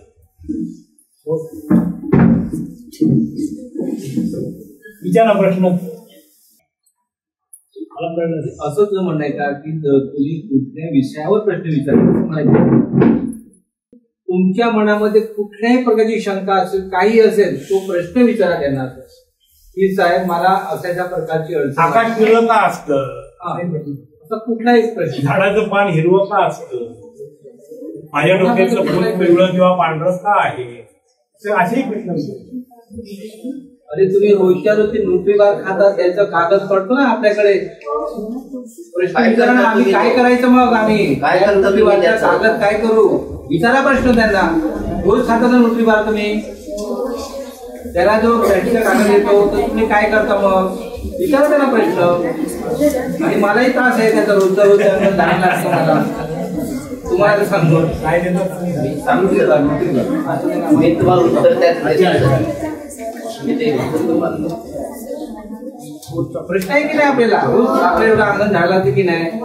रोजच्या रोज कचरण पेटवायला लागतं, काय करणार? मुळामध्ये माझा तुम्हाला प्रश्न असा आहे की सगळीकडे तर ते पडलेलं असतं, एका ठिकाणी का नाही जमा करत तुम्ही? एका ठिकाणी नाही जमा करत मग सगळ्यांनी कोणीतरी झाडायचं असं आपल्याला शोभतं का? तेच जर एक बॉक्स ठेवली त्याच्यात ते टाकलं तर किती सोपं होईल ना. मग सर सांगतील तुम्हाला त्याचं काय करायचं, कारण ते पुनर्चक्राकरणाला पाठवता येतं, हो की नाही? आजपासून ठेकणार करा जागोजागी, एका ठिकाणी जाऊन ते टाकायचं, विषय संपला. सर्वांनाही त्रास नाही, हो की नाही? काचेच्या बाटली काचेच्या बाटलीला परफेक्ट त्याला आपण पुनर्चक्रांकन करता येतं. आणि आता तुमच्या प्रत्येक ग्रामपंचायतीला, प्रत्येक नगरपालिकेला, प्रत्येक महानगरपालिकेला असं कंपल्सरी झालेलं आहे की सगळ्या ज्या प्लास्टिकच्या बाटल्या एकत्र त्यांनी गोळा करायच्या आणि त्या पुनर्चक्रांकन. मग तुम्ही तुमच्या पंचायतीसाठी शाळेमधून तुम्ही ठरवा की सर आम्ही एवढ्या बाटल्या जमा केल्या, काचेच्या बाटल्या तुम्हाला जे काही जमा करायच्या करा आणि त्या नगरपालिकेची पंचायत असते तर पंचायतीची हवाली करता येतील. ठीक आहे, बाहेर फेकायचं नाही. तर तुम्ही साहेबांचं ऐकलं का, आपल्याकडे त्या पाणी जी आहे तिथं एक तारेची कुंडी तयार केली आहे बघा. त्याच्यामध्ये एकामध्ये काचेच्या बाटल्या, तर एका बाजूला त्याच्यामध्ये प्लॅस्टिकच्या बाटल्या ठेवण्यासाठी ते रॅक तयार करून दिलं ना आपल्याला. तुम्ही कधी टाकून ठेवलं त्यामध्ये नाही, मग कशाला विचारायचं, याच्यात ठेवा मग बघा काय आपल्याकडे आहे ते. पण बरं झालं तो प्रश्न विचारला. आता ते तिथे आहे हे तर समजलं, पुढच्या वेळेला त्याच्यात जमा झालेलं दिसलं पाहिजे आपल्याला, बरोबर आहे की नाही. पुढे आपला देश छान दिसला पाहिजे ना, आपलं चंद्रगाव छान दिसलं पाहिजे ना. का ते असं सगळीकडे कचरा पडलाय, आपण त्या कचरा कुंडीत राहतोय असं वाटायला. घर स्वच्छ असतं ना रे, का माहिती का, कारण घर तुमचं असतं. चंद्रगाव कोणाचं आहे, सरांचं आहे, या सरांचं, त्यांनी स्वच्छ ठेवायचंय. चंद्रगाव आपण सगळ्यांनी स्वच्छ गाड्यांचे धूर काय करायचं, गाड्यांचा धूर चांगली गोष्ट, चांगला प्रश्न विचारला. गाड्यांच्या धुरामध्ये काय असतं माहिती का, आधी तुम्हाला त्याचं प्रदूषण का नको हे सांगतो. त्याच्यामध्ये आपण काय जाळतो गाडीमध्ये, डिझेल किंवा पेट्रोल किंवा गॅस. त्याच्यामध्ये carbon dioxide, carbon monoxide, nitrous oxide हे 3-4 प्रदूषित गॅसेस असतात. आता काय करायचं त्याच्यासाठी, त्याच्यावर सरकारने खूप विचार केला की हे गॅस कमी कसे करता येतील. त्याला काही केमिकल्स वापरले, काही फिल्टर वापरले. पण मला एक सांगा की आपण सगळ्यांनी मिळून असं जर ठरवलं की जिथे आवश्यक नाही तिथे गाड्या वापरायच्याच नाही, तिथे शक्य आहे तिथे चालत जायचं, तिथे शक्य आहे तिथे ट्रेनने जायचं, तिथे शक्य आहे तिथे बसने जायचं. आणि हे मी तुम्हालाच सांगतो असं नाही, चंद्रगावात काही एवढ्या गाड्या नाही आहेत मला खात्री आहे, पण मुंबईमध्ये खूप गाड्या आहेत, पुण्यामध्ये खूप गाड्या आहेत. आपल्या लोकांच्या विचार करण्याच्या पद्धतीमध्ये उद्या तुम्ही जर तुमच्याकडं जर मी एखाद्या मुलाला विचारलं, मी तुम्हाला प्रश्न विचारतो मुलांना, जर मी तुम्हाला आज समजा 25 लाख रुपये तुमच्या अकाउंटमध्ये जमा केले, करणार नाहीये हे काही सरकार नाहीये, 25 लाख रुपये तुमच्या अकाउंटमध्ये जमा केले तर किती मुलं त्याच्या पहिला गाडी घेतील, हातवर करा. 25 लाख रुपये दिले, प्रश्न आहे का, मी तुम्हाला 25 लाख रुपये दिले, किती मुलं त्याची आपली 8-10 लाखाची गाडी विकत घेतील, तेव्हा वाटेल नक्की वाटेल ना आपली गाडी असावी, बरोबर आहे. त्याच्यात दुरुस्त काही चुकीचं काही नाही. तुम्हाला एक छोटी गोष्ट सांगतो, गोष्टी आवडतात ना मुलांना.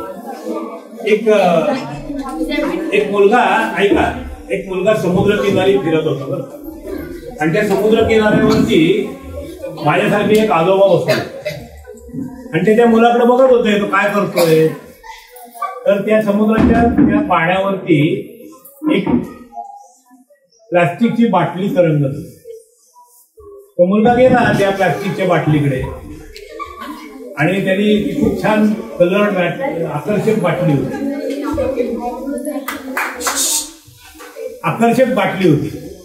ती बाटली त्यांनी घेतली, पोहत जाऊन ती बाटली तरंगती बाटली घेतली, आला आणि बाटली अशी बघितली,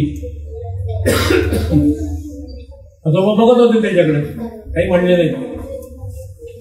मग त्यांनी ती बाटली उघडली, उघडल्याबरोबर मोठा आवाज आला आणि एक मोठा राक्षस आला बरं का त्या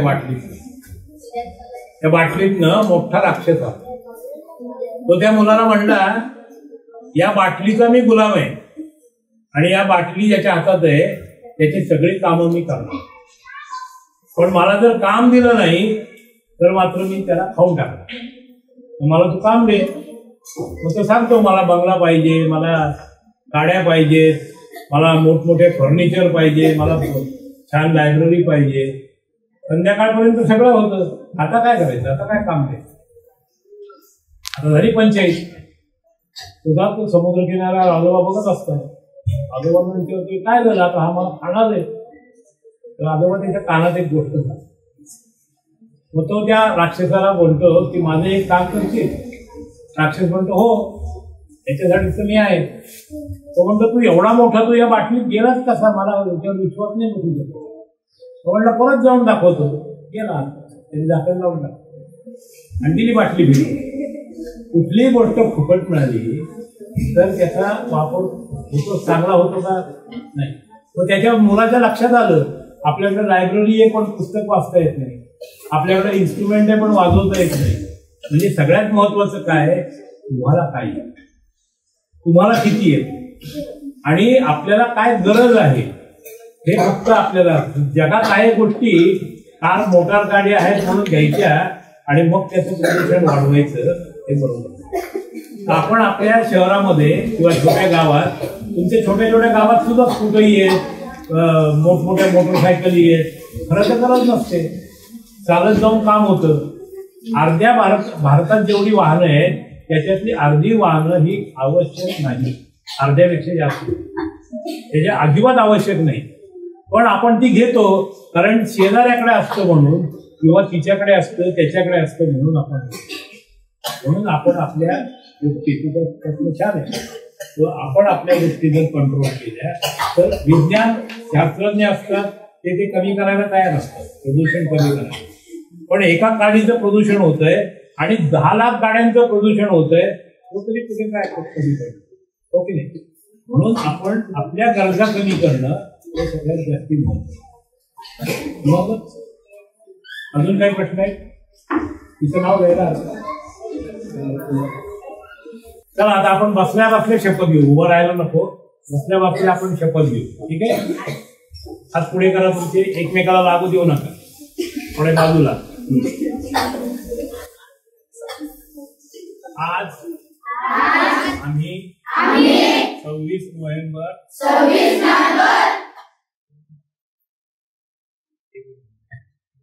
2024 रोजी चंद्रगावच्या जिल्हा परिषद शाळेत अशी शपथ घेतो की आजपासून आमच्या ताटात अन्नाचा एकही कण आम्ही वाया घालवणार नाही आणि घरातील इतरांना वाया घालवून देणार नाही. आजपासून आमच्या घरात आम्ही सिंगल यूज प्लास्टिक घरात आणणार नाही आणि इतरांना आणून देणार नाही. आजपासून आमच्या शब्दकोशात कचरा हा शब्द आम्ही काढून टाकत आहोत. त्याऐवजी संपत्ती शब्द वापरणार आहोत. आम्ही सर्व पृथ्वीचे सेवक आहोत आणि पृथ्वीची सेवा करणं आमचं कर्तव्य आहे. किती शपथ? मला आता एक छोटस एक 15 मिनिटाचं नाटक करायचं. आपल्याला जे मॉडेल बनवायचे आहे त्यासाठी नैसर्गिक संसाधन म्हणून आपण पाणी घेऊयात का? हो चालेल की, पण या पाण्याची सुरक्षितता नेमकी कशी दाखवायची आपण? पावसाचे पाणी कसे पकडायचे दाखवायचे का? अरे पण त्यात नवीन दाखवण्यासारखे आहे का काही तुझ्याकडे? त्याच्यावर विचार करता येईल. अरे पण विचार करायला फारसा वेळ कुठे आहे आपल्याकडे? आता वेदिका मॅडम येतील, त्यांच्याशी चर्चा करूयात का आपण? वेदिका मॅडम येतात. नमस्ते मॅडम. नमस्ते मुलांनो, कसली चर्चा चालू आहे तुमची आज? मॅडम, आम्हाला विज्ञान प्रदर्शनात एक मॉडेल सादर करायचे आहे. प्रदर्शनाचा विषय आहे नैसर्गिक संसाधनांची सुरक्षितता. आम्ही पाण्याच्या सुरक्षिततेवर मॉडेल सादर करायचे म्हणतो आहोत. तुम्ही आम्हाला नक्की काय करू शकतो यावर मार्गदर्शन कराल का मॅडम? तुम्हाला पाण्याची सुरक्षिततेवर मॉडेल बनवायचे आहे की पाण्याचा स्रोत सुरक्षित राहिला पाहिजे यावर मॉडेल बनवायचे आहे. पाण्याच्या सुरक्षिततेवर मॉडेल ठेवण्यापेक्षा पाण्याचा योग्य वापर करून नैसर्गिक स्रोत अगदी कसा राहील यावर मॉडेल करायचे आहे मॅडम. हो मॅडम, पाण्याची काटकसर, पाण्याचा कमी वापर आणि पाण्याचा पुनर्वापर आणि पाण्याचे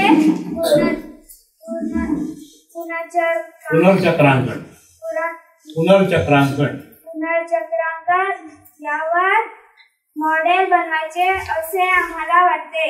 पण मुलांना हे सर्व मोठमोठे शब्द आहेत. मॉडेल बनवताना या शब्दाचा खोल अर्थ लक्षात घेऊन मॉडेल बनवले तर त्याचा फायदा होईल.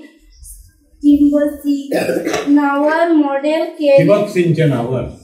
सिंचनावर मॉडेल केले असेल पूर्वी तरी तुम्ही नवे त्यावर विचार करू शकता. त्यात ही रुचा म्हणाली त्या सर्व गोष्टी अंतर्भूत आहेत. आपण आता त्यावर चर्चा करू, मग तुम्हाला त्यावरून मॉडेल बनवता येईल. चालेल का?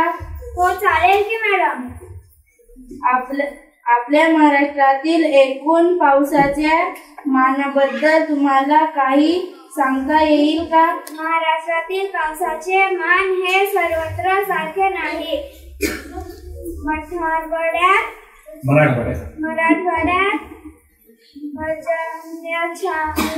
पर्जन्यछायेचा प्रदेश असल्यामुळे कमी पाऊस पडणे आणि कायम दुष्काळी परिस्थिती हे समीकरण गृहीत धरले जात असते. विदर्भातील काही जिल्हे, दक्षिण नगर, सोलापूर ह्या महाराष्ट्रवाड्याच्या सीमेवर असणारे जिल्हे देखील दुष्काळी म्हणूनच ओळखले जातात.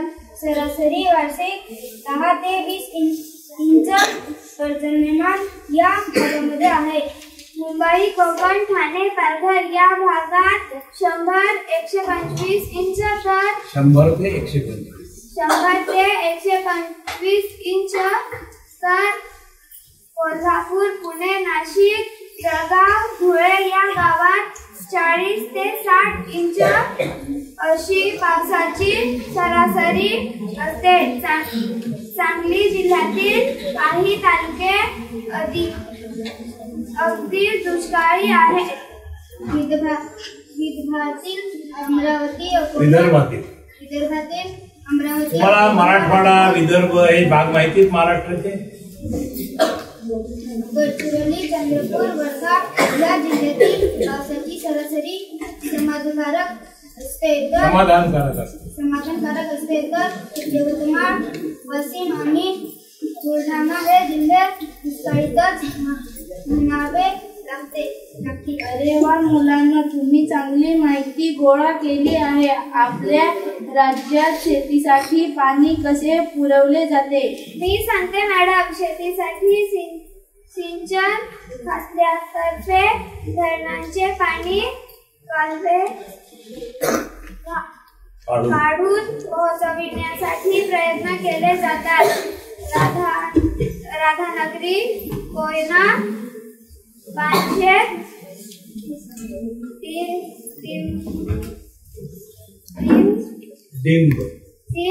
भंडारदरा, गंगापूर, खडकवासला, उजनी,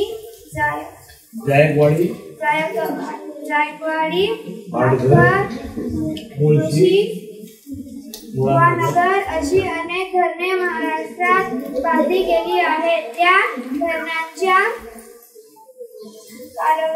कालव्यांमुळे अनेक भाग संपन्न झालेले आपण पाहतो. हो, अगदी छान सांगितलं तू आशा. मी पण पाणी मुबलकपणे उपलब्ध झाल्यावर पाण्याचा अमाप वापर पाणी मुबलकपणे उपलब्ध झाल्यावर पाणी मुबलक मुबलक म्हणजे मोठ्या प्रमाणात उपलब्ध झाल्यावर पाण्याचा अमाप वापर ऊस शेतीत होऊ लागला होता. ही वस्तुस्थिती त्यावेळी नक्की होती आणि आजही ती काही ठिकाणी पावसाळी मिळते. या उलट पाण्याच्या अभावामुळे हातीची पिके मातीमोल झालेली, पाण्याची नशिबात असलेला त्यामुळे आत्महत्या करणाऱ्या शेतकऱ्यांचा वर्गही पाहावयास मिळतो. खरं आहे मॅडम तुमचं म्हणणं. पावसावर अवलंबून असलेल्या शेतीला जिरायत तर कालव्यावर अवलंबून असणाऱ्या शेतीला बागायत शेती असे संबोधले जाते. जिरायत शेती ही नेहमीच तेवढेवर अवलंबून असते, कारण पावसाचा देव हा वर्णराज आहे. बागायत शेतीत मात्र पाण्याची उपलब्धता निश्चित असल्यामुळे उत्पादन खात्रीचे असते. गेली कित्येक वर्षे आपली शेती आज 2 पद्धतीवर होत आहे. यात बदल का होत नाही मॅडम? इतक्या मोठ्या राज्यात व देशात एकदम बदल होत नसतात, पण बदलाची चाहूल मात्र केव्हा चांगली आहे. मोठी जलक्रांती केलेला देश म्हणजे इस्रायल. देशाला पावसाचे दुर्भिक्ष आणि सर्व बाजूंनी असलेल्या अश्रूचा वेढा या कायमस्वरूपी समस्यांना जमिनीपासूनच तोंड द्यावे लागत असल्यामुळे प्रतिकूल परिस्थितीवर मात करण्यासाठी सतत झगडावे लागत असते. त्यावरूनच ठिबक सिंचन तुम्हाला ड्रीप इरिगेशन माहिती आहे का? शेतीमध्ये हो का नाही? थेंब थेंब पाणी द्यायचं झाडाला, माहिती आहे ना? त्याची गोष्ट आहे का? आमूलाग्र क्रांती झाली हे आपल्याला माहित आहे. हो मॅडम, आपल्या आणि विविध देशातून अनेक शेतकरी शिष्टमंडळे एकूणच तेथील शेतीचा अभ्यास करण्यासाठी इस्रायलला भेट देत असतात. ठिबक सिंचन पद्धत आता आपल्याकडे रुजली आहे.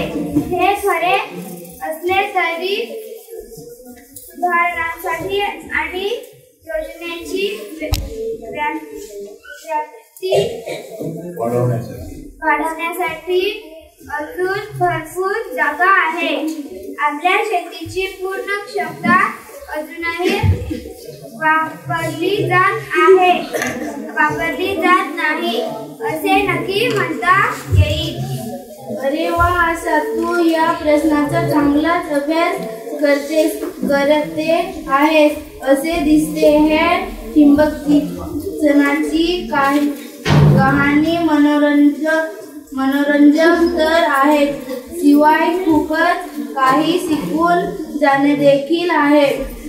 कोणतेही शास्त्रीय संशोधन झाल्यावर इतकी सोपी गोष्ट आपल्या अशी लक्षात आली नाही असे अनेकांना वाटून जाते. पण संशोधकाला कोणकोणत्या अडचणी आल्या, त्या प्रतिकूल परिस्थितीवर कशी मात्र केली आहे, त्यातून आणखी किती नव्या वाटा सापडून शकतात हे पाहणेही प्रगतीसाठी मार्गदर्शन ठरते.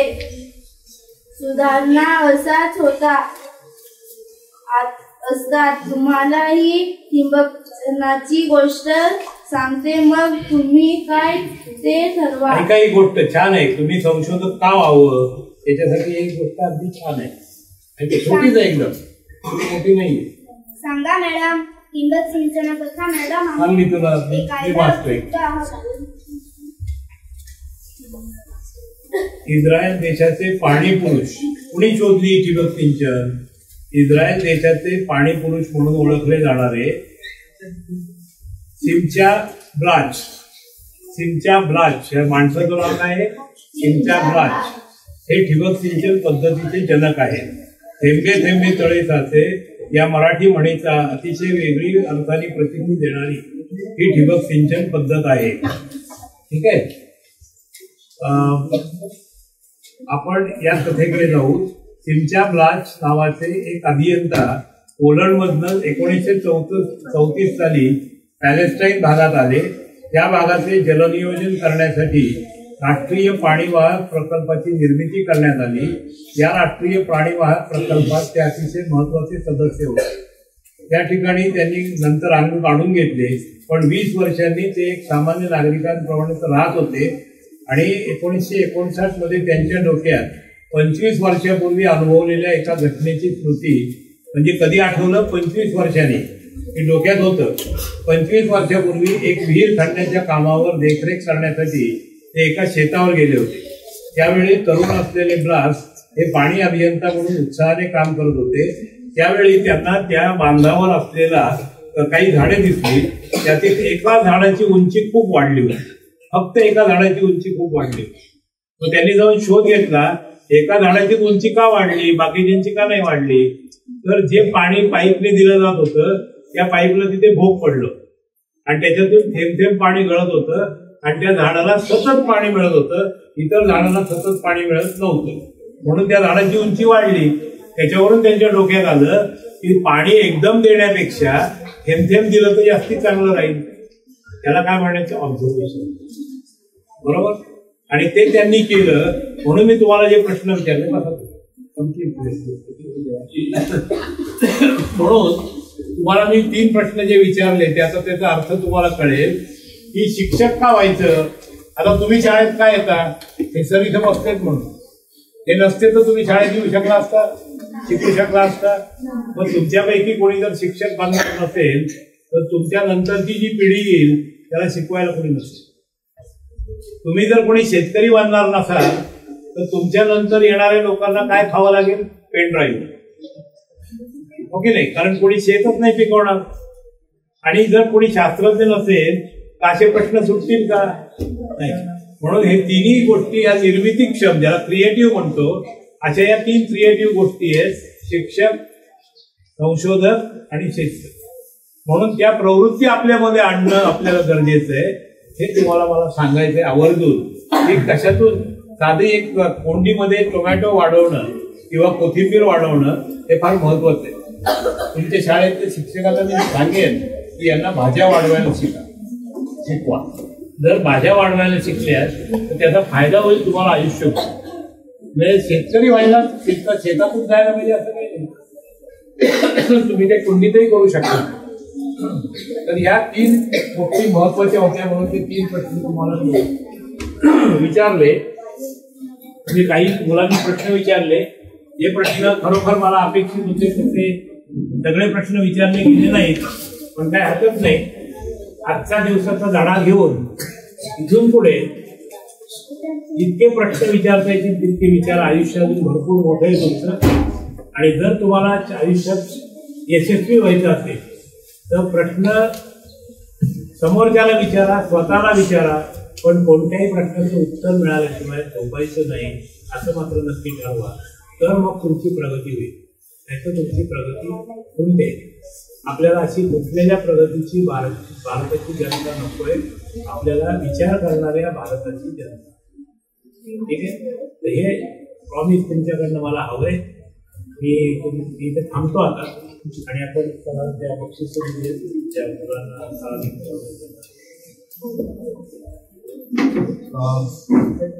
बघा मुलांनो, पद्मश्री डॉक्टर माननीय श्रीयुत शरद काळे साहेब, त्यांचं नाव आहे शरद पांडुरंग काळे, आणि त्यांनी तुमच्याशी हितगुज केलेली आहे. तुम्हाला वेगवेगळ्या प्रकारची माहिती विज्ञानावरची सांगितलेली आहे. निश्चितच तुम्ही ती आत्मसात केली असेल, अवगत कराल आणि पुढे ती कृती जाणार अशी मी अपेक्षा व्यक्त करतो. आणि तुमच्या वतीनं मी त्यांना अशी ग्वाही देतो की आमच्या चंद्रनगर शाळेतील विद्यार्थी देखील वेगवेगळ्या विज्ञान प्रयोगामध्ये भाग घेतात. याच्या पूर्वी साहेब आमच्या चंद्रनगर शाळेची न पेटणारी झोपडी राष्ट्रीय पातळीपर्यंत गेलेली आहे. हा अत्यंत महत्त्वाचा प्रयोग इथं सक्सेस झालेला आहे. याशिवाय तालुका पातळी, जिल्हा पातळीपर्यंत अनेक प्रयोग इथे सादर झालेले आहेत. तर मी आता येत्या पुढे होऊ घातलेल्या विज्ञान प्रदर्शनामध्ये आपली शाळा भाग घेईलच, त्याच्यात काय उमत नाहीये. परंतु तुम्ही चांगल्या प्रकारचा प्रयोग सादर करून आपल्या शाळेचा लवचिक टिकून ठेवाल अशी मी त्यांना गावी देतो. आणि त्यांना विनंती करतो की या मुलांना शाळेची नावं बघा. त्याच्या मला शंका होती, तो दुसऱ्याला सांगतो आपल्या मित्राला, परंतु ती शंका साहेबांच्या दृष्टीने ती उजवी ठरली आणि असा पहिला मुलगा निघाला तुमच्याचा आधी ते भरत उघडा इयत्ता 6वी.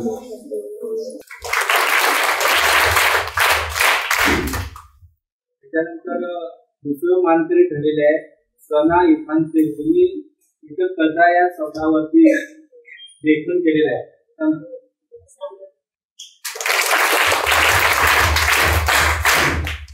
दुसरी मानकरी ठरलेली आहे प्रीती राजेश लाटा.